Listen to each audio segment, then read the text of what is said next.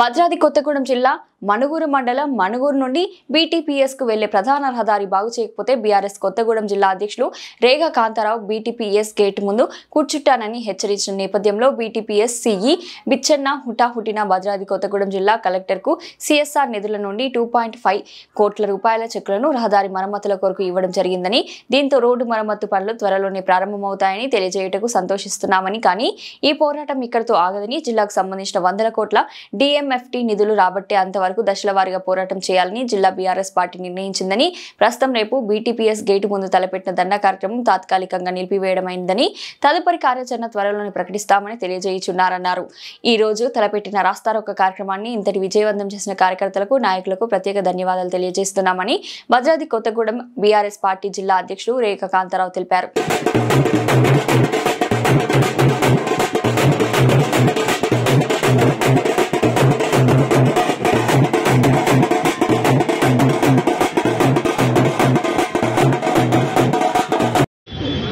Campaign రహదారులన్నీ కూడా చిత్రవంతంగా అయిపోతే అనేక మంది జిల్లా హెడ్ క్వార్టర్లో నడి రోడ్డు మీద ట్యాంకర్ కూడా బోల్తపడ్డటువంటి పరిస్థితి.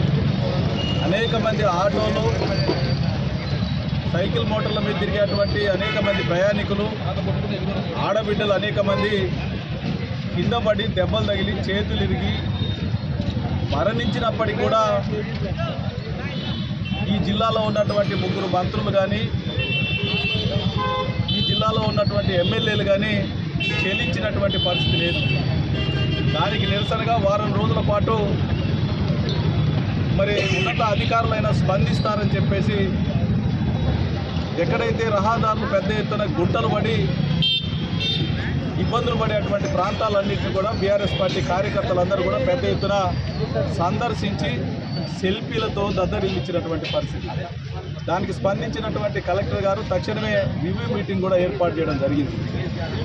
అయినప్పటికీ కూడా నిధులు లేమి, మాట్లాడలేనటువంటి ఎమ్మెల్యేలు, నిధులు కేటాయించలేనటువంటి మంత్రులు ఈ జిల్లాలో ఉండటం దౌర్భాగ్యం. అందుకని తప్పని పరిస్థితుల్లో ఈరోజు పెద్ద ఎత్తున జిల్లా వ్యాప్తంగా పెద్ద ఎత్తున రాస్తా రోకోలకి జిల్లా బీఆర్ఎస్ పార్టీ పిలుపునివ్వడం జరిగింది. పిలుపునిచ్చినప్పటికీ కూడా రేపటి నుండి బీటీపీఎస్ భద్రాద్రి పవర్ ప్లాంట్కి పోయేటువంటి బొగ్గు రవాణా నిలిపేస్తూ ఉన్నాం. నిధులు ఎందుకు రావో నేను చూస్తా అని చెప్పేసి ప్రకటించిన వెంటనే హుటాహుటిన ఉన్నత అధికారులతో మాట్లాడినటువంటి భద్రాద్రి పవర్ ప్లాంట్ అధికారులు వెంటనే 4 గంటలకు, ఈరోజు 4 గంటలకి 2.5 కోట్ల రూపాయల చెక్కుని కలెక్టర్ గారికి ఇచ్చి రావడం జరిగింది. అంటే నేను ఒకటే చెప్తా ఉన్నా, తెలంగాణ రాష్ట్రం ధనిక రాష్ట్రాన్ని వాళ్ళ దివాలా రాష్ట్రంగా తయారు చేసిర్రు రేవంత్ రెడ్డి గారు. అట్లాగే పినపాక నియోజకవర్గం కూడా, భద్రాద్రి జిల్లా కూడా మరి పెద్ద ఎత్తున నిధులు ఉన్నాయి. ఈ రాష్ట్ర ప్రభుత్వం నిధులు ఇవ్వకపోయినా కానీ ధనిక జిల్లా అని చెప్పేసి నేను మొదటి నుండి అధికారంలో ఉన్నప్పటి నుండి కూడా నేను చెప్తూ వస్తూ ఉన్నా. కానీ ప్రజలు నమ్మలే. ఈరోజు అదే నేను బీటీపీఎస్ గేటు ముందు కనుక కూర్చుంటే 10 కోట్లు వచ్చేటి ఎట్లా రావో చూసేవాడిని. సిఎస్ఆర్ ఫండ్స్ రావడానికి మనకి అనేక కర్మాగారాలు ఉన్నాయి మన జిల్లాలో. అట్లాగే మైనింగ్ నడుస్తూ ఉంది మన దగ్గర పెద్ద ఎత్తున. మరి మైనింగ్ నిధులు ఎటుపోతూ ఉన్నాయి మాకు అనుమానం ఉంది. కొడంగల్ పోతూ ఉన్నాయని చెప్పేసి, పాలేరు పోతూ ఉన్నాయని చెప్పేసి మాకు అనుమానం ఉంది. అవి కూడా ఎట్లా రాబట్టాలనో మాకు తెలుసు. మరి ఛాలెంజ్ చేసి నిధులు ఎట్లా రావో అని చెప్పేసి గేటు ముందు కూర్చుంటాం.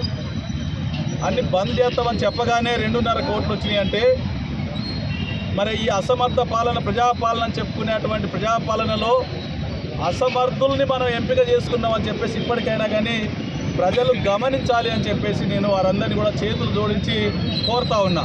ఇటువంటి అసమర్థ ఎమ్మెల్యేలు ఉంటే తన ఇంటి ముందు 12 కోట్ల రూపాయలతోని నిధులతోని డబల్ రోడ్డుగా సెంట్రల్ లైటింగ్ ఏర్పాటు చేయాలని చెప్పేసి ఆనాడు 12 కోట్ల రూపాయలు తీసుకొస్తే ఈనాటి వరకు తట్టెడు మట్టి పోయలేనటువంటి అసమర్థ ఎమ్మెల్యేని మన పినపాక ప్రజలు ఎన్నుకున్నందుకు సిగ్గుపడతా ఉన్నారు అని చెప్పి సందర్భంగా నేను తెలియజేస్తా ఉన్నా. అదే కాకుండా ఈ నియోజకవర్గానికి సంబంధించి సుమారుగా 200 కోట్ల రూపాయల నిధులని రద్దు చేయడం జరిగింది ఈ ప్రభుత్వం. ఏజెన్సీ ప్రాంతానికి ఇచ్చినటువంటి నిధులని రద్దు చేసినందుకు ముఖ్యమంత్రిగా రేవంత్ రెడ్డి గారు మరి ఈ జిల్లా ప్రజానీకానికి అట్లాగే డిఎంఎఫ్టీ నిధులు దోసుకున్నందుకు మరి ముఖ్యమంత్రి గారు క్షమాపణ చెప్పాలి, బహిరంగ క్షమాపణ చెప్పాలి. అట్లాగే ఏజెన్సీ ప్రాంతానికి 200 కోట్ల సుమారు నిధుల్ని రద్దు చేసినందుకు క్షమాపణ చెప్పాలని చెప్పేసి బీఆర్ఎస్ పార్టీ డిమాండ్ చేస్తూ ఉంది. ప్రజలందరూ కూడా గొర్రె కట్టుకొని నమ్మినట్టుగా పాయ వెంకటేశ్వర్లను నమ్మారు. ఆయన అసమర్థుడు, ప్రతిపక్ష పాత్ర పోషించలేదు. అధికార పక్షంలో ఉంటే అధికార పాత్రని కూడా ఏ విధంగా నిధులు రాబట్టాలనో తెలియనటువంటి అసమర్థుడు. అంతకుముందు గత పాలనలో కూడా గత టైంలో కూడా రాయగూడ నుండి మరి పర్ణశాలకు ఇచ్చినటువంటి 95 కోట్ల రూపాయల నిధులను కూడా పాలేరు ఆనాడు మంత్రిగా ఉన్నటువంటి తుమ్మల నాగేశ్వరరావు గారు తీసుకుపోయి మరి అక్కడ అభివృద్ధి చేసుకుంటా ఉంటే ఆ నిధులు వచ్చినటువంటి విషయం కూడా తెలవనటువంటి మూర్ఖుడు పాయ వెంకటేశ్వర్లు. మళ్ళీ నేను ఆ రోజు ఆ జీవో తీసి సోషల్ మీడియాలో పెట్టి మా 100 కోట్లు ఎట్లా పోయినాయి అని చెప్పి అడిగేంత వరకు కూడా నిద్ర లేవలేదు, మొద్దు నిద్ర వీడలేనటువంటి మన ఎమ్మెల్యేని మరి మన ప్రజలు మరి ఈయనని కాదు నమ్మింది, కాంగ్రెస్ పార్టీని నమ్మినామంటే కాంగ్రెస్ పార్టీ మరి సోనియా గాంధీ గారు వస్తారా ఇక్కడికి వచ్చి ఇస్తారా నిధులు? రాహుల్ గాంధీ గారు వస్తారా ఇక్కడికి వచ్చి నిధులు ఇస్తారా? మరి ఒక్కసారి మనం ఆలోచన చేయాలి. ఈ ప్రభుత్వంలో ప్రజాపాలన చెప్పుకునేటువంటి ఈ గొప్ప ప్రభుత్వంలో ఎంత అసమర్థులు, చదువుకున్నటువంటి మూర్ఖులు ఉన్నారో ఇంకొక ఎగ్జాంపుల్ కూడా చెప్తా. మరి మోహన్ అని చెప్పేసి మోహన్ రావు ఒక ఎమ్మెల్యే ఉన్నాడు. ఆయన ఏం చేసిండంటే వాళ్ళ ముఖ్యమంత్రి నిధులు ఇవ్వట్లేదని చెప్పేసి ప్రపంచ బ్యాంకుకు లెటర్ రాసిండు. ఆయన ఇక చెప్పండి ఆయన కథ ఎట్లున్నదో. పెరుకు మంచిగా గతి లేనుడట పెరుకు చీట్ రాసి పంపించినట్టు ఉన్నది. ఇస్తే నిధులు ఎవరు ఇవ్వాలి? కలెక్టర్ దగ్గర ఏమన్నా మనలాంటి డిఎంఎఫ్టీ నిధులు ఉంటే ఆయన కేటాయించాలా, లేదంటే ఆ జిల్లా మంత్రులు ఇవ్వాలి, లేదంటే ఆ ముఖ్యమంత్రి కేటాయించాల్సినటువంటి పరిస్థితి కూడా తెలవనటువంటి ఎమ్మెల్యేలు మరి చదువుకున్నటువంటి మూర్ఖులు ఉన్నటువంటి ప్రభుత్వాన్ని మనం ఎంపిక చేసుకొని ఇవ్వాలా? మరి చేతులు గాలినాక ఆకులు పట్టుకునేటువంటి చందంగా మనం ప్రవర్తిస్తే మరి నిధులు వస్తాయా? అందుకే చింతకాయల కాట మంత్రాల కాట చింతకాయలు రాయాలి అన్నట్టుగా ఇవాళ దెబ్బకి సవాలు విసరంగానే 2.5 కోట్ల రూపాయలు వచ్చినట్టే మీరు అర్థం చేసుకోవాలి.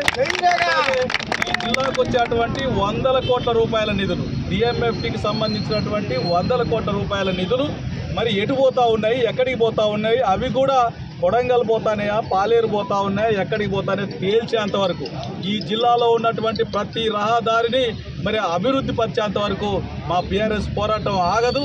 ఎట్టి పరిస్థితుల్లో వదిలిపెట్టే ప్రసక్తే లేదు. అవసరం వస్తే మరి కలెక్టరేట్కు సంబంధించినటువంటి మరి ముట్టడి కూడా పిలుపునిస్తామని చెప్పేసి సందర్భంగా మరి కలెక్టర్ గారు స్పందించాలి. తక్షణమే డిఎంఎఫ్టీ నిధులు మరి ఎన్ని కోట్ల రూపాయల నిధులు ఉన్నాయో ప్రకటించాలని చెప్పేసి బీఆర్ఎస్ పార్టీ డిమాండ్ చేస్తా ఉంది. జై తెలంగాణ,